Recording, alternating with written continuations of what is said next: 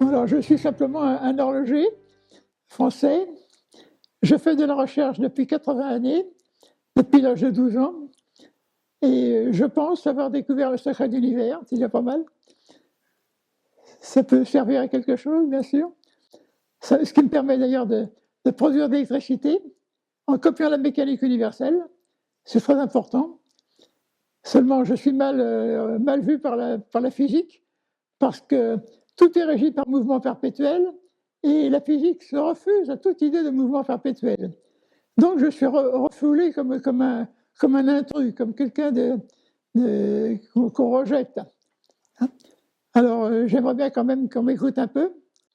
J'écris des livres, j'essaie d'écrire des livres, difficilement publiables par les éditeurs, mais enfin, j'essaie quand même. Tout est magnétique là. La Terre, c'est un aimant, le Soleil, c'est un aimant. Au centre, il y a un noyau central qui est un aimant, et avec un magma autour. La Terre, c'est pareil, la Terre a un aimant central, et autour, il y a du magma. Ce magma, il tourne avec l'écorce, mais le noyau tourne plus vite. Il est entraîné par les autres noyaux de la mécanique universelle, c'est-à-dire de chaque étoile possède un noyau. Chaque étoile, chaque planète, même les plus petites comme les plus grosses, possèdent un noyau, un seul, et pas une douzaine. Et chaque noyau est en relation avec les autres noyaux de tout l'univers. Chacune, par exemple, une curiosité, c'est que chaque planète du système solaire, chaque planète de la galaxie est moteur de la galaxie. C'est quelque chose d'énorme. Parce que grâce à cela, on a une galaxie qui fonctionne par synchronisme des polarités. C'est quelque chose d'absolument fantastique. C'est merveilleux de voir que tout peut fonctionner d'un seul trait, comme ça, avec simplement deux polarités. D'une part, la gravitation, lorsque deux pôles se rapprochent l'un de l'autre, et par dégravitation, lorsque les deux mêmes pôles s'éloignent l'un de l'autre. Et cette dégravitation, personne ne veut en entendre parler, parce que c'est troublant, ça change quelque chose à la physique, et il ne faut pas changer quoi que ce soit à la physique. Alors, je suis combattu par les scientifiques, mais enfin tant pis. Le jour où ça viendra, ça viendra. J'avais 12 ans lorsque je me suis aperçu que le principe de Newton était faux. C'est-à-dire que la Terre attire la Lune, d'accord, le Soleil attire la Terre, mais ça ne suffit pas. Ça ne suffit pas, c'est-à-dire qu'il y a autre chose que l'attraction. Alors, j'avais 12 ans à l'époque et j'ai dit non, ça ne marche pas, Newton est dans l'erreur. J'ai commencé à chercher un petit peu, à réaliser un mouvement perpétuel. J'avais donc 12 ans quand j'ai commencé, et j'ai continué jusqu'à l'âge de 35 ans, où j'ai découvert le secret de l'univers. Alors là, c'est un petit peu différent. Comme par exemple Newton, il dit les corps s'attirent. Bon, les corps s'attirent, c'est très bien, mais une fois qu'ils se sont attirés, ils ne peuvent plus se libérer. Alors, l'univers va devenir un bloc informe et dénué de toute vie, rassemblant toute la matière universelle, et par conséquent, c'est absolument horrible de savoir que tout l'univers serait une boule informe qui n'aurait aucune existence, aucune vie. Alors, j'ai donc cherché le mouvement perpétuel. À partir de l'âge de 13-14 ans, j'ai commencé à chercher les mouvements avec des aimants. Et bien sûr, c'était très difficile. C'était une chose qui était combattue par la science. Alors, ce fait justement d'être combattu par la science m'interdisait un peu d'avancer. Mais un jour, j'ai eu l'occasion de fabriquer les pièces d'horlogerie. Et c'est là que j'ai eu l'occasion justement de me servir d'une presse à balancier, de deux presses à balancier, qui fonctionnaient l'une avec l'autre, à côté de l'autre, comme ça. Les deux pôles se rapprochaient, ils s'éloignaient, deux pôles se rapprochaient. Et ça me donnait dans l'idée que les pôles magnétiques, ce n'était pas la même chose. Lorsqu'ils s'attirent, ils se rapprochent, et lorsqu'ils s'éloignent, ils ne doivent plus s'attirer. Alors c'est absolument énorme, parce que la science refuse cette idée que deux pôles qui s'attirent vont ensuite s'éloigner librement, comme s'ils ne se connaissaient pas. C'est absolument fantastique. Vous avez un pôle nord, un pôle sud. Ils s'attirent. Bon, ils vont vers l'autre. Mais au moment où ils vont s'éloigner pour reprendre leur chemin, si vous voulez, alors un coup ils s'approchent, très bien, ils s'attirent. Mais au moment où ils s'éloignent, ils ne s'attirent plus. Bah, c'est pas possible. Deux pôles magnétiques, un nord et un sud, qui vont s'éloigner, ils s'attirent toujours. Non, ils ne s'attirent plus. En 1955, donc j'ai découvert mon truc, parce que voilà, on va représenter les deux balanciers qui m'ont donné l'idée. deux balanciers comme ça qui fonctionnaient comme ça, qui tournaient, deux grands balanciers. Il y avait une vis et chaque fois, ça découpait une pièce, découpait une pièce. J'en avais deux. Alors, il y en avait un qui partait comme ça, et l'autre il partait dans l'autre sens. Et puis l'autre il revenait comme ça. Il revenait comme ça. Et puis à force de réfléchir, parce que, enfin, ça 10 000 fois par jour, mais alors, il s'approche, il s'éloigne, il se rapproche, il s'éloigne. Voilà, c'est l'univers. C'est l'univers. Deux pôles se rapprochent, ensuite ils s'éloignent, ils se rapprochent, ils s'éloignent. C'est comme ça que l'énergie va se produire. Ils vont se rapprocher, accélérer, ils s'éloignent, ils ne se freinent pas. Ils s'accélèrent, ils ne freinent pas. Ils s'accélèrent, ils ne freinent pas.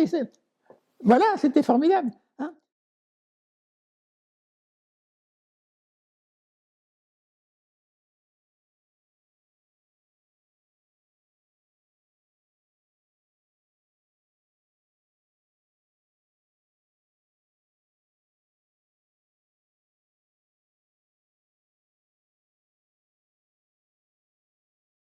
Vous avez un pôle nord, un pôle sud. Ce pôle nord, il s'attire, il se rapproche, l'autre se rapproche. Hein. Mais si les deux se rapprochent en même temps, ils se rapprochent, ils vont tomber l'un sur l'autre. Mais s'il y en a un qui s'éloigne, il y a moins de force. Et si l'autre s'éloigne en même temps, à ce moment-là, ils s'éloignent tous les deux. Ils ne se rapprochent plus. C'est-à-dire que voilà, les deux pôles, pôle nord et pôle sud, ils se rapprochent, ils tombent l'un vers l'autre. Une fois qu'ils se sont rapprochés, ils s'éloignent, ils ne s'attirent plus. C'est énorme. Ils se rapprochent en s'attirant, ils ne s'attirent plus. Ils s'accélèrent, ils ne s'attirent plus. Ils s'accélèrent, ils s'accélèrent. C'est pas possible. C'est comme ça que ça fonctionne. Il n'y a pas de solution. L'univers, cet objet, il prend de la vitesse et il entretient cette vitesse en permanence. C'est un mouvement perpétuel. L'univers est un mouvement perpétuel, c'est-à-dire c'est une mécanique qui ne peut pas s'arrêter. Et si on l'arrête, eh ben, elle repart. Elle se remet en mouvement. Ça, c'est divin, c'est Dieu. Je ne peux pas dire autre chose. C'est que la dégravitation, c'est un phénomène absolument fantastique. On peut dire que c'est divin. C'est peut-être même la preuve que Dieu existe, parce que c'est tellement énorme de savoir que deux pôles magnétiques, un nord et un sud, se rapprochent, et quand ils s'éloignent, ils ne s'attirent plus. Ce qui permet la mécanique universelle, sans quoi il n'y aurait pas de mécanique universelle. Sans quoi les pôles, comme la loi de Newton, dès que les pôles s'attirent, les masses s'attirent, bon, une fois qu'elles vont s'attirer, elles vont se grouper les unes avec les autres et ne plus se séparer. Deux pôles magnétiques, un pôle nord, un pôle sud. Hein. Alors, il est normal que le pôle nord et le pôle sud s'attirent, comme d'habitude, ce sont des aimants, donc le pôle nord et le pôle sud s'attirent. Mais pendant que les deux pôles ici s'attirent, les deux autres en dessous, qui sont aussi nord et sud, s'éloignent. Il faut pouvoir expliquer cela. On ne peut pas créer une chose sans créer immédiatement son inverse. Par conséquent, il y a l'attraction, mais immédiatement, il y a également la répulsion. Alors, la répulsion n'a rien à voir avec la gravitation. La répulsion, c'est tout simplement que lorsqu'on a deux pôles nord qui sont présents, ils se repoussent mutuellement. Deux pôles sud se repoussent mutuellement. Par contre, la dégravitation se produit entre un pôle nord et un pôle sud, mais qui s'éloignent avec des vitesses différentes. C'est-à-dire que, voilà, par exemple, le pôle qui est deux fois plus faible doit s'éloigner deux fois plus rapidement que le plus fort. Ce sont deux pôles qui s'attirent. Ce sont des pôles de non contraires. Là, il n'y a pas de répulsion possible. Hein. Il ne faut pas confondre la répulsion. Simplement, ce sont des pôles qui s'attirent, mais qui s'éloignent simultanément l'un de l'autre. Et ça, la science ne peut pas le comprendre. Tant pis pour elle. Elle y viendra quand je serai plus ce monde. Mais elle sera obligée d'y venir. Alors, il y a d'une part la gravitation, lorsque les deux pôles se rapprochent, et dégravitation, parce que les deux mêmes pôles, un pôle nord et un pôle sud, s'éloignent simultanément l'un de l'autre. C'est absolument extraordinaire. Alors, ça s'explique simplement par le fait que les deux pôles qui se rapprochent sont en gravitation, et les pôles qui s'éloignent sont en dégravitation. C'est absolument fantastique. Personne ne veut y croire, et pourtant c'est la vérité. Et s'il n'y avait pas la dégravitation, il n'y aurait pas d'univers. C'est déjà pas mal, hein. C'est pas mal. Alors, alors il faut comprendre une chose. Les deux aimants qui sont là sont à proximité. Mais pour que ça fonctionne, il faut qu'il y ait une très grande distance. Exactement comme dans les étoiles, dans les particules atomiques. Une particule ici, mais l'autre particule très loin. Et là, ça fonctionne.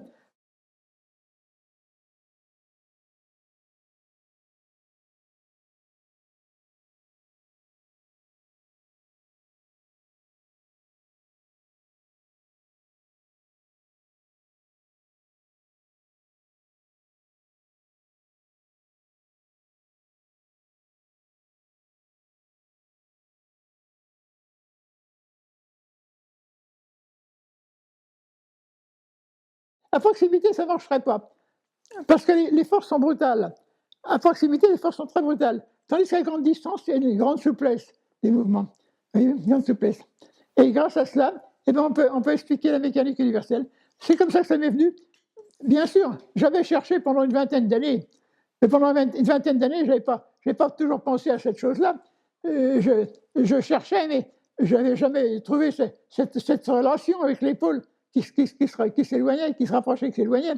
Et puis, le jour où j'ai trouvé ça, ça y est, c'est fini, j'ai trouvé la solution. Voilà, les mondes sont en rotation synchronisée et ils se font tourner mutuellement. La petite, elle va tourner autour de la plus grosse. Et puis ça va tourner comme ça. Et toujours sur le même plan. Pourquoi? Double polarité.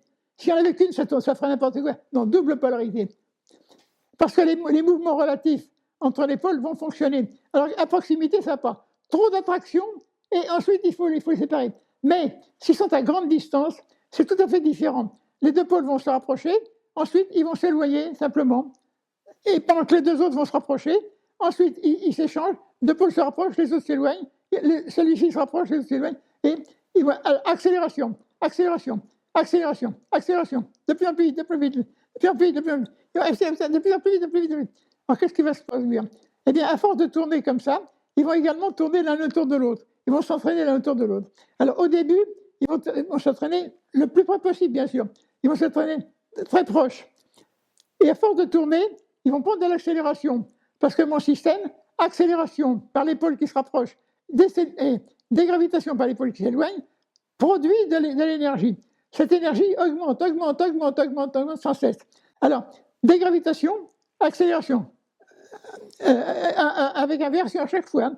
Accélération, dégravitation, accélération, et en dessous, c'est le contraire. Alors, ils vont aller de plus en plus vite, ils vont courir, ils vont accélérer, accélérer, accélérer, mais en plus, ils vont se mettre à tourner l'un autour de l'autre, comme ça. C'est spécial parce que la Terre et la Lune ne tournent pas. La Lune, elle est comme ceci. Elle présente, la Terre est là, la Lune est comme ceci. Elle présente un pôle et l'autre pôle à l'extérieur, là-bas, d'être très loin. Ah, mais à la Lune, il faut quand même que je vous explique une petite chose. La Lune est un petit peu différente parce que, au lieu de tourner comme la Terre, sur elle-même, comme la Terre, elle se balance. C'est-à-dire que la Terre tourne sur elle-même. Elle présente son pôle nord. Au bout de 12 heures, elle présente son pôle sud, et inversement, encore 12 heures après, son pôle nord. Mais la Lune, au lieu de tourner sur elle-même, elle se balance comme ceci. C'est-à-dire qu'elle présente son pôle nord ou son pôle sud, et elle se présente aux deux pôles de la Terre. Et le deuxième pôle de la Lune se trouve là-bas dans l'espace. Alors, la Terre et la Lune est là, la Terre est là, et la Lune est là comme ça. Elle n'est pas comme ça, la Lune. Elle est comme ça. Hein. Un pôle ici et l'autre là-bas, très loin. Alors, pendant que la Terre tourne, eh bien la Lune fait ce mouvement-là. Elle fait ce mouvement-là. D'accord. Mais au lieu de tourner sur elle-même, elle fait ce mouvement de libration. C'est Galilée qui a découvert le mouvement de libration, mais il n'a jamais compris pourquoi. Alors que c'est très facile. La Terre tourne en 24 heures, et la Lune se balance en 12 heures. C'était facile de faire la relation. Eh bien non, on n'a pas fait la relation. Simplement, on dit, je vois ce qu'on dit, la libration, on admet la libration, mais on ne sait pas ce que c'est. Alors, c'est tout simplement ceci. Quand la Terre présente son pôle nord, la Lune présente son pôle sud, et au bout d'un demi-tour, il se produit une inversion des polarités. La Lune revient en arrière, au lieu de tourner sur elle-même. Chaque fois que la Terre fait un tour, la Lune fait ce mouvement-là. La Terre tourne, mais la Lune fait ce mouvement-là. Alors que la Terre fait un tour en 24 heures. Hein. Au bout de 29 jours, la Lune a fait un tour complet, une révolution complète. Hein. Mais 29 jours. Hein. Pendant que la Terre tourne, la Lune se déplace autour comme ça. C'est pas la même relation qu'avec les autres planètes. La Lune, c'est vraiment un cas spécial, mais il est possible que d'autres planètes fassent la même chose. Tandis que dans les autres planètes, dans les atomes, dans les autres planètes, il y a synchronisme symétrique. Il y a ceci, puis il y a également cela. Alors, bien sûr, ça demande des explications, tout ça. Lorsqu'elles sont comme ceci, elles tournent comme cela. Mais lorsqu'elles sont en gris, elles tournent comme ceci. Je ne sais pas si il faudrait expliquer ça avec des dessins, ce serait très intéressant. Alors, bon, je change toujours à dire. Alors,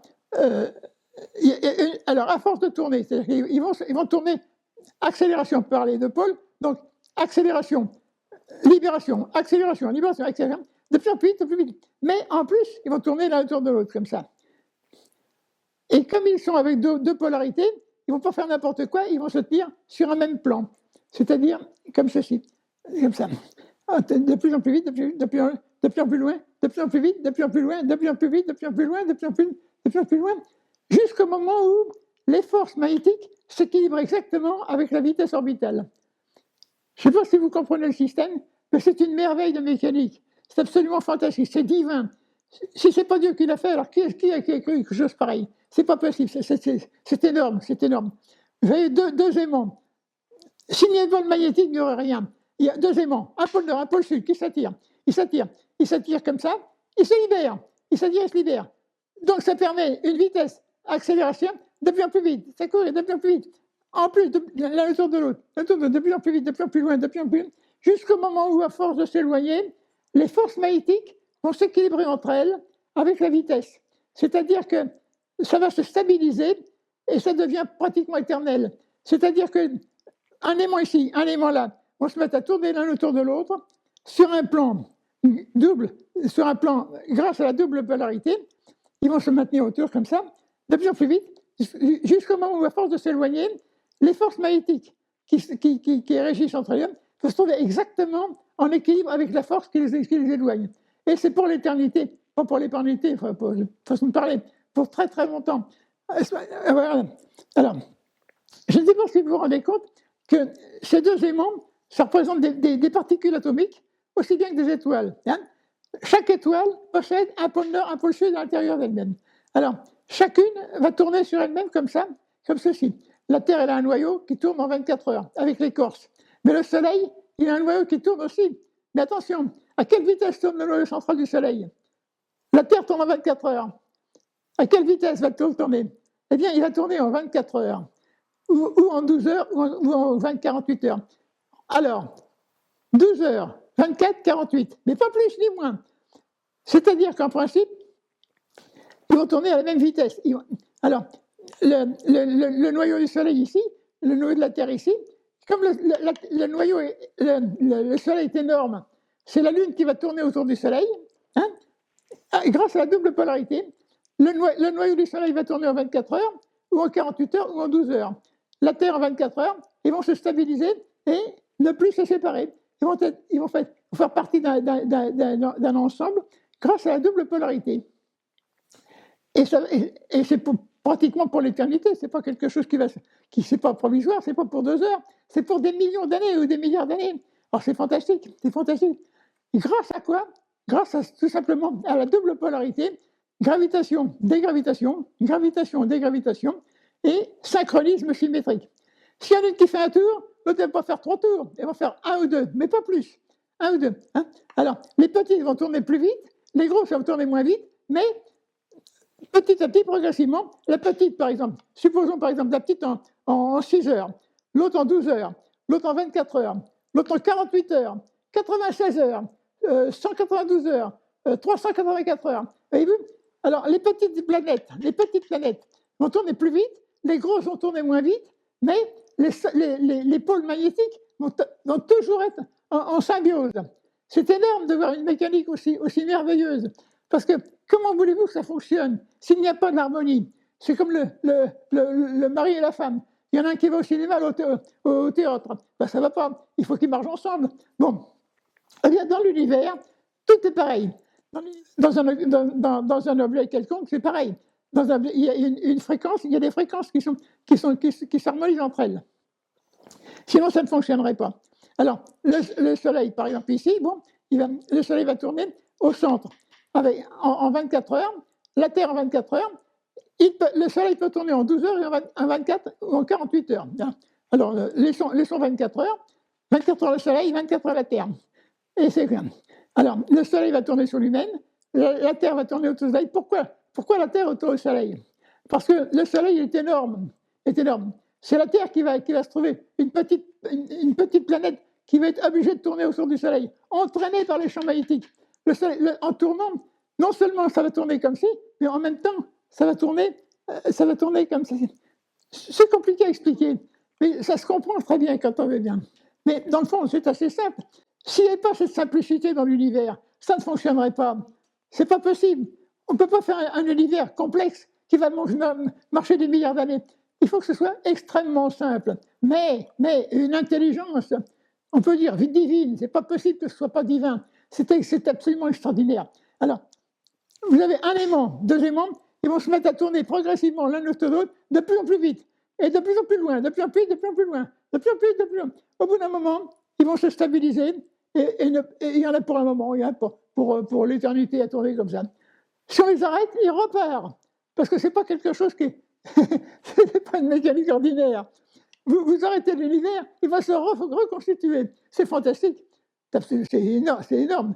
Alors, je ne suis pas pour dire Dieu existe ou Dieu n'existe pas. Ce n'est pas mon rôle.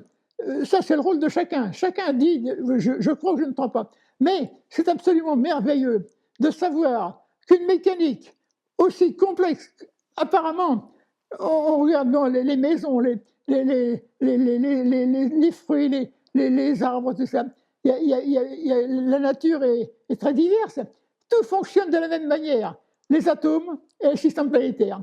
Il y a deux choses, atomes et système planétaire. Et puis c'est tout. Dans l'atome, on croit que la matière, elle est toute rapprochée comme ça. Mais non.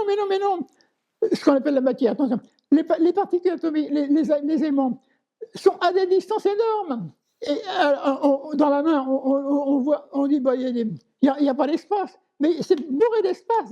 Il y a des particules extrêmement petites et un espace extrêmement grand. C'est vraiment fantastique.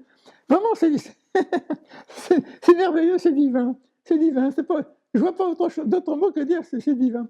Enfin, je suis pas positivement croyant, je veux pas insister pour dire Dieu existe ou Dieu n'existe pas. Simplement, je dis, c'est pas possible que ce soit un accident. La science dit une explosion de néant.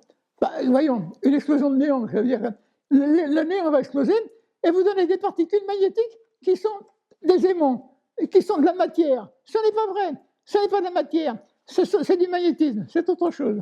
Hein, c'est de l'esprit, c'est de l'esprit. Alors, ce qui pourrait peut-être prouver l'existence de Dieu, parce que si c'était de la matière, la matière, mais c'est pas de la matière, c'est autre chose. C'est une substance spirituelle, c'est spirituel. Attirer à distance et repousser à distance, c'est pareil. C'est incroyable. Dieu, qu'est-ce que c'est selon moi? Oui.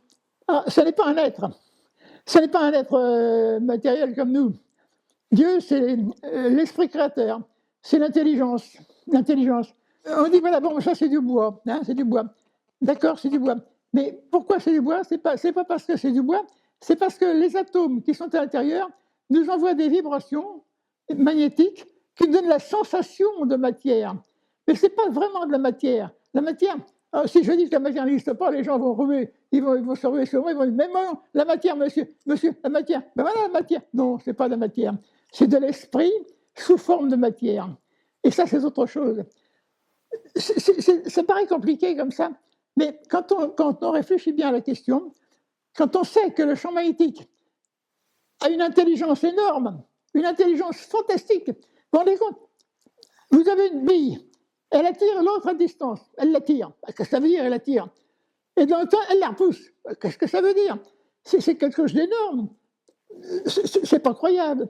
Alors, il faut se faire à cette idée qu'il y a autre chose que la matière, simplement l'esprit ou l'intelligence, ou le principe, quelque chose qu'on appelle Dieu, qui n'est pas un être. Dieu n'est pas un être.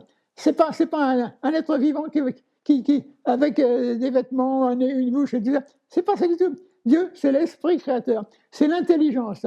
C'est une intelligence. Alors, c'est beaucoup plus intéressant de savoir ça que de dire, bon, il y a Dieu dans un petit coin par là-bas, il a créé l'univers, et puis voilà, maintenant il le dit. Mais non, c'est pas ça du tout. Pas ça du tout. Dieu, c'est tout ce qui est dans la matière, toute l'intelligence de la matière est Dieu. Nous sommes tous Dieu, créés non pas en tant que créateurs, nous sommes Dieu créés, c'est-à-dire nous sommes la création divine. En tant qu'énergie magnétique, en tant qu'énergie, en tant qu'intelligence. C'est l'amour, c'est ça l'amour. Je t'aime, tu m'aimes, on s'attire. Voilà, ça, c'est ça l'amour. C'est aller vers l'autre. aimer, aller vers l'autre. On aime quelqu'un parce qu'il correspond à quelque chose de soi-même. C'est-à-dire quand on aime une personne, c'est parce que cette personne a quelque chose qui correspond à quelque chose qu'on a en nous-mêmes. Sinon, c'est le contraire, c'est la haine. On dit, ah non, non, mais va-t'en, pousse-toi, pousse-toi. Alors que l'amour, c'est plutôt se rapprocher. Et c'est le champ magnétique. Il faut simplement savoir l'harmonie dans l'univers. Hein. D'accord. Heureusement. D'accord. Entre deux ailes, c'est pareil. J'ai déposé un. Je suis allé à l'Académie des sciences en 1955. Une fois que j'avais trouvé ce truc-là, je suis allé à l'Académie des sciences pour exposer mon travail. On m'a foutu dehors. On m'a même insulté. On peut bien faire. Pas dire que... Alors, on m'a dit, non, monsieur, c'est pas comme ça que l'univers fonctionne. Nous, on a nos idées, etc. Bon, d'accord. On parlera de vous dans 50 ans. Revenez dans 50 ans. 50 ans. 70 ans après, c'est toujours pareil. J'ai fait un livre 70 ans après. On l'a refusé. Non, monsieur, votre système ne fonctionne pas. Il fonctionne très bien. Mais pourquoi ? Parce que je change toute la politique de la science. Toute la science est bouleversée par ce truc-là. Ils ne veulent pas.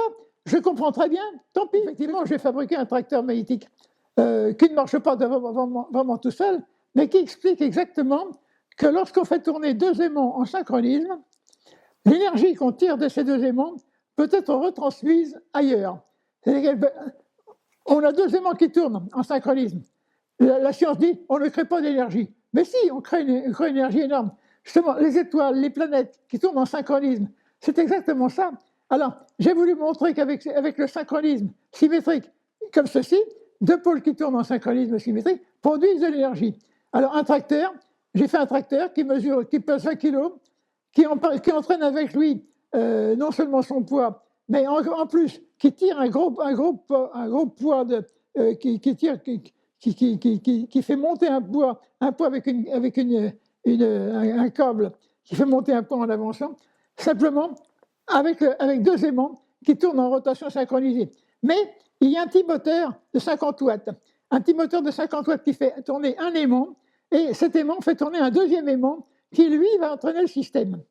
Et c'est là où la chose est intéressante, parce que la science dit que c'est impossible de transmettre l'énergie de cet aimant-là à cet aimant-là. Eh bien si, à partir de là, nous avons deux aimants, un gros aimant qui tourne avec un moteur, un gros disque qui tourne avec un moteur, et entraîne un autre disque à côté qui lui entraîne le chariot, qui entraîne le tracteur. Exactement avec la même puissance que si c'était ce qui fait qu'en définitive, j'ai raison, on transmet d'un aimant à l'autre, on transmet exactement la même puissance. S'il fait 2 chevaux, ici il fera 2 chevaux. Et s'il fait 2 chevaux, 2 chevaux. Alors, la science n'y croit pas. Tant pis, c'est pas, je ne vais pas obliger les gens à y croire. Mais c'est la vérité. Et pour le démontrer, j'ai fait ce chariot. J'ai également fait une production d'électricité avec un seul moteur qui fait tourner 4 gros alternateurs de chantier. Je peux dire une chose, je pense que Dieu m'a aidé parce que lorsque j'ai acheté mes tracteurs, mes alternateurs, j'ai acheté des alternateurs qui convenaient, les seuls au monde qui peuvent servir. Ils viennent de chez Leroy Sommer. Quand on achète des alternateurs du commerce, quand on les fait tourner, ils résistent. Ces alternateurs-là ne résistent pas. Ils tournent jusqu'à 3000 tours minute sans résistance. C'est absolument fantastique. Et je suis tombé là-dessus, tout à fait accidentellement. Pourquoi accidentellement ? Divinement peut-être, j'en sais rien. C'est que je suis tombé, j'ai acheté 4 gros alternateurs comme ça, sans savoir si j'allais réussir ou non. Je les ai installés et ça a marché. Avec un moteur, des disques magnétiques qui sont garnis d'aimants. Je fais tourner un aimant, un disque qui fait tourner le deuxième aimant, le troisième aimant, le quatrième aimant, le cinquième aimant. Ça, c'est absolument fantastique. Ça correspond exactement à l'univers, avec gravitation, les aimants, gravitation, dégravitation, gravitation, dégravitation. À proximité, comme ça. Ils sont très proches. Ils se touchent après à 2 mm. Hein. Alors, les aimants tournent. Gravitation, dégravitation. Ils se rapprochent, ils s'attirent. Ils s'éloignent, ils ne s'attirent plus. C'est fantastique. Et c'est réel. Alors, ils s'attirent. Alors, il y en a plusieurs tout le tour, bien sûr. Ayant un disque ici, deux disques ici, deux disques là, deux disques là. Chaque groupe de disques devient le moteur du disque suivant. Autrement dit, avec un moteur, je fais tourner un alternateur avec les disques magnétiques. Alors, le moteur fait tourner les alternateurs. Cet alternateur, il a à côté de lui, il a un deuxième alternateur qui devient donc qui est entraîné par le premier. Mais celui-ci qui est le troisième ou le deuxième, il devient le moteur du suivant, qui devient le moteur de l'autre, qui devient le moteur. Pourquoi? Parce qu'avec le système gravitation, dégravitation, c'est exactement comme si on produisait un moteur. C'est fantastique. Gravitation, dégravitation, dégravitation, gravitation, dégravitation. C'est pas facile. Gravitation, dégravitation. Ensuite, gravitation, dégravitation. Vous suivez, hein? Oui. Quand on connaît ce truc-là, eh bien, on peut faire des mécaniques. Et moi, j'ai fabriqué donc ce système avec un moteur de 2000 watts. Je fais tourner 4 gros alternateurs de 2000 watts à 3000 tours minute. C'est incroyable. Hein? Alors, un moteur, 4 alternateurs, plus ce que je vais faire maintenant, en prenant le courant sur un alternateur, je vais entraîner un autre système qui entraîne avec un moteur de 570 watts, il entraîne 10 alternateurs de voiture. Avec 570 watts, je produis presque 5000 watts de consommation à consommer. Avec 770 watts, je produis 5000 watts de consommation. C'est énorme. Les gens, ils disent, mais on ne comprend pas. Ben, il n'y a qu'à regarder simplement, ça fonctionne. Hein, il n'y a qu'à regarder simplement. Alors bon, on ne comprend pas, ben, tant pis, on ne comprend pas. Moi, j'explique comment ça fonctionne. Gravitation, dégravitation, gravitation, dégravitation. Alors, on refuse la dégravitation. En science, on refuse la dégravitation. Ça ne marche pas, monsieur, votre système. Il n'y a pas de dégravitation. Ils n'ont qu'à essayer, ça marche. C'est facile. N'importe qui peut prendre des disques magnétiques, des disques qui vont tourner avec des aimants comme ceci, à proximité. Hein. Alors justement, à proximité, ils vont tourner. Mais pourquoi ils vont tourner à proximité? Parce qu'il y a un moteur primaire qui va les faire tourner, qui va les faire tourner, pour remplacer la grande distance. Normalement, dans les étoiles, on a deux polarités. À grande distance, deux polarités qui fonctionnent. Hein. Mais avec les aimants, dans mon disque, on a 12 polarités. On a de nombreuses polarités. À proximité, comme ça. Ils s'approchent. Alors, à gravitation, dégravitation, gravitation, dégravitation, gravitation, dégravitation. Hein, voilà. Alors, gravitation, dégravitation. Hein. J'ai déposé un brevet pour l'électricité. Oui. Refusé. Interdit. J'ai été refusé une première fois par les brevets lorsque j'ai voulu faire un moteur magnétique. On m'a refusé, on m'a dit, monsieur, ça ne marche pas votre truc. Bon, interdit. Bon. J'ai déposé à Paris, à l'Académie, à l'INPI, j'ai déposé un autre système pour faire l'électricité. Interdit, monsieur, interdit. Pourquoi? Parce que la science n'est pas d'accord. Alors, j'ai interdit de brevet parce que la science n'est pas d'accord. C'est lamentable. C'est absolument lamentable. Tant pis, c'est comme ça. Il ne faut rien. Enfin bon, alors, quand je me suis aperçu que la Terre tournait en synchronisme avec les autres planètes et avec la Lune également, là j'ai fait la relation que l'atome, c'était la même mécanique que ça, hein, et donc il y avait une relation entre la Terre, entre la mécanique atomique, l'atome, toute la mécanique universelle était liée dans le même complexe. C'est très intéressant à savoir, parce que ce n'est pas n'importe quoi, c'est vraiment étudié d'une façon divine, bon, pourquoi pas divine, mais c'est étudié d'une façon tellement merveilleuse que ça ne peut pas se démolir. Les pôles sont en harmonie les autres avec les autres. Ça ne peut pas se démolir, c'est pas possible. Au contraire, ça ne peut que produire continuellement de l'énergie pour compenser toute l'usure. Et puis les planètes qui tournent, elles sont tentées, non pas user, mais amoindrir les mouvements. eh bien, il faut que ce soit entretenu. Et donc, il faut que ce soit donc accéléré, donc produit en permanence. Produit en permanence. J'avais 12 ans. Quand j'ai commencé mes premières expériences, et je me suis opposé à Newton, j'avais 12 ans. Parce que Newton dit la Terre attire la Lune. Bon, la Terre attire la Lune.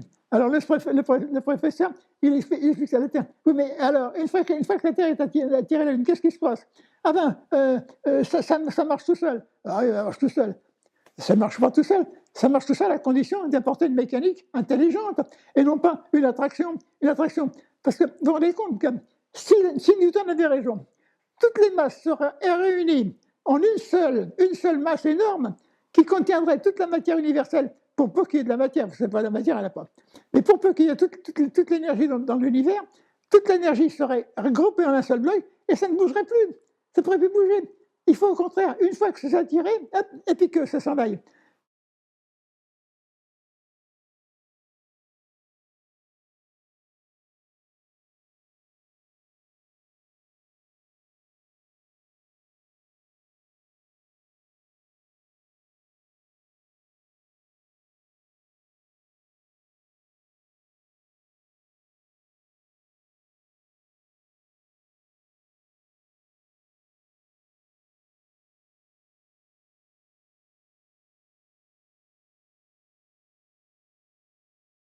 On dit, il ne faut pas que ça tombe l'un sur l'autre. Il faut que ça évolue les unes. Il faut pas la Terre tourne, mais la Lune doit évoluer autour de la Terre. Il ne faut pas qu'elle tombe sur la Terre pour s'en aller ensuite. Il faut qu'elle évolue autour de la Terre. Et puis une autre planète, c'est pareil. Elle va évoluer. Et là, ça va créer de la vie. Sinon, si elles tombent les unes sur les autres pour s'écraser les unes, ça ne marche pas. C'est pas la seule attraction qui peut produire. Newton, c'est très bien. Il a trouvé la gravitation, bien, c'est très bien. Mais la dégravitation, ce n'est pas la répulsion. Ça n'a rien à voir avec la répulsion. La dégravitation, c'est le contraire de la gravitation. La gravitation, c'est quand les pôles se rapprochent, et la dégravitation, c'est quand les pôles s'éloignent. Des pôles contraires qui devraient s'attirer, mais qui s'éloignent. La mécanique elle-même, c'est une merveille. C'est une merveille. Et on est là, on est en train de discuter. Bon, on a, je sais pas moi, il y a la Terre qui ne devrait pas être, puisque la matière n'existe pas. Attention, la matière n'existe pas. La matière, c'est de l'énergie en mouvement. La matière, c'est pas de la matière. C'est nous qui voyons de la matière, mais c'est de l'énergie en mouvement. J'avais donc 12-13 ans quand j'ai commencé mes premières réflexions. Et puis à 14 ans, 15 ans, 16 ans, petit à petit, je faisais des expériences, jusqu'au jour où, à 35 ans, j'ai fait la dégravitation, qui m'a révélé l'univers. Pourquoi? Parce que la dégravitation permettait justement à la gravitation de réagir, et ensuite de la gravitation, puis ensuite de la donc le mouvement perpétuel dans l'univers qui permettait la création permanente. Ça c'était une révélation. Hein. J'avais quand même 35 ans, quoi, quand j'étais 33, 35 ans. Bon, j'étais arrivé, à force de me dire, il faut trouver, j'ai trouvé. Les scientifiques, ils me disent, mais c'est là-bas avec votre truc. Ben, je m'en fous. Tant pis pour eux. C'est pas tant pis pour moi, c'est tant pis pour eux. J'ai été conduit au vétérinaire par Raymond Dextrait. Raymond Dextrait, qui était un type très très bien, formidable, qui avait créé une société, une maison, je ne me rappelle plus très bien comment ça s'appelle, le mot ne vient pas. Enfin, il lançait l'histoire du vétérisme comme quelque chose de très important. Et c'est vrai que, non pas manger de la viande, mais manger des choses qui sont bonnes, des fruits, des légumes, des choses comme ça. Bon, ben ça, on a suivi le mouvement, puis ça nous a à peu près réussi. J'ai 95 ans quand même, hein, et ma femme a 96 ans. On n'est pas des petits gamins. Et on est végétarien depuis 70, 75 ans quand même. Hein. On se porte pas mal. Ne pas manger des animaux parce que, bon, les animaux, ce sont nos frères, ce sont nos semblables, mais en plus petit ou en plus gros. C'est le respect de la vie, en quelque sorte. Et puis, il faut quand même savoir qu'on a des fruits, des légumes qui sont là pour nous nourrir, et puis on va chercher de la viande. Pourquoi de la viande? Eh bien, il y a des fruits et des légumes. Bon, ben, on mange des fruits et des légumes. Hein, je crois qu'il faut s'arrêter là. Bon, des livres à recommander. Actuellement, bien que le livre ne soit pas, comment dire, il n'est pas très publié chez le libraire, produire son électricité en copiant la mécanique universelle. On a produit ce livre-là. 80 dessins pour expliquer comment fonctionne l'univers.